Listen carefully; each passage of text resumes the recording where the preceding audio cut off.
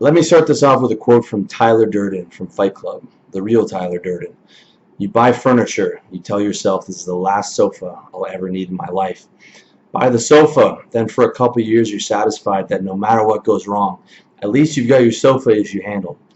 Then the right set of dishes, then the perfect bed, then the drapes, the rug.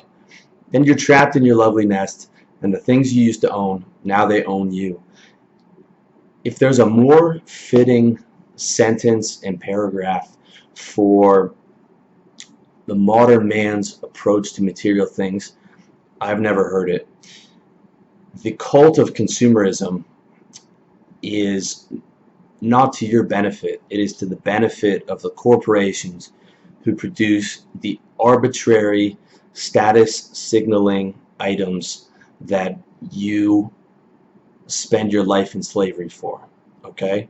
Not only do you spend your life in slavery to acquire these items, you go into debt to acquire these items. A car, a house, designer suits, designer clothing, the right watch, the right brand of fucking whiskey, right? None of these things are necessary. None of these things are what you need to survive. None of these things add major advances in the quality of your life. Compare that to a $15 joint supplement that makes me feel physically, twice as good than I would have if I didn't take it. I could buy a $5,000 suit, and the value in terms of my personal happiness, which is the only metric that you need to measure, is not even close. Okay? I'm not telling you that you can't have nice things, but you have to understand that what is considered a nice car, what is considered a nice piece of clothing, these are arbitrary. Okay, and I'm not saying that I'm completely separated from the system. The effect of a nice suit or a nice car is still there for me, but I am to a point where those things don't own me. The pursuit of those things don't own me. I have value without constantly acquiring new possessions.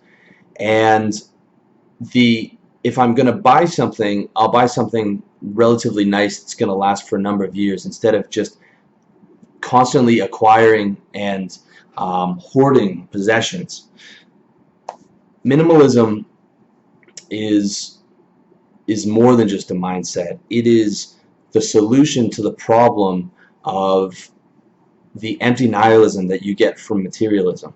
Okay, too many men volunteer for a lifetime of wage slavery to buy things that they don't need and that they can't afford. Okay, it's great to have some choice nice things, but you never want to get to a place where your things own you. And if I could get up and go anywhere in the world tomorrow with everything that I have, and I've done that. I did that when I moved from Canada to Chiang Mai. I'm going to do that again when I move from Chiang Mai to Bangkok, and I'll do that again the year after when I move to either Berlin or the US. I can put everything that I have into a rolling suitcase, take a cab over to the airport, roll my way through customs, and go anywhere in the world. And I still look good, I still feel good. Everything. I cannot tell you how amazing that feels to have all that together and to not have to worry about all these different things. People tell me all the time, "Oh, I wish I could do what you do." Oh, but I have the house and I have the car and I have. They have things that they put more value in things than their actual physical happiness. Oh, I can't quit my job because of my things, and they don't even own the things. They're in debt for the fucking things, for the car payment, for the cell phone, for the mortgage. These are things that you do not need. Okay, the problem with most people is they operate on shame. So their main motivation in life is not stepping away from the herd and keeping up with the Joneses. And the reason I say shame is because their main motivation is avoiding shame. The shame of being an independent thinker, the shame of living outside of the box, the shame of not buying and doing the things that society tells you you're supposed to do. They can't handle standing up to their parents and saying, I'm going to own my own business and I'm not going to get married and I'm going to do what I want and I'm not going to live the life that you have laid out for me. They can't handle that shame, so they spend their entire lives going through the motions and trying to keep up with the Joneses and working a job that they hate and going into debt to do it. It is insanity. Okay, this is an insane way to live, and it's a lifestyle that's programmed into you by the wealthy corporations and the wealthy families that own the corporations, who want to keep you plugged in, not thinking, and basically a mindless fucking sheep. Okay, and if you want to separate yourself and you want to start to live free, it really helps when you become a minimalist, because being a minimalist is more than just a mindset. It's a lifestyle.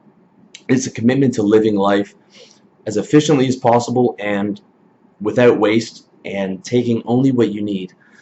And I'm not saying this is about taking a vow of poverty. Quite the opposite. You should be focusing primarily on making money. But money to me represents something different than to most people. Money to me represents freedom. It represents never having to work a job. It represents being able to live wherever I want. It represents financial security. So instead of spending that hard-earned money on things, let it sit there as your insurance policy against things that could happen. Let it sit there and buy your freedom. That's what money is to me. Money to me is the ultimate source of freedom. The more money I have, the more free I am. If you want to look at a free man, one of the few very free men, look at Donald Trump. He has $10 billion, so he can say whatever the fuck he wants. He can do whatever the fuck he wants. Okay, and people are shocked because they aren't used to hearing a free man speak.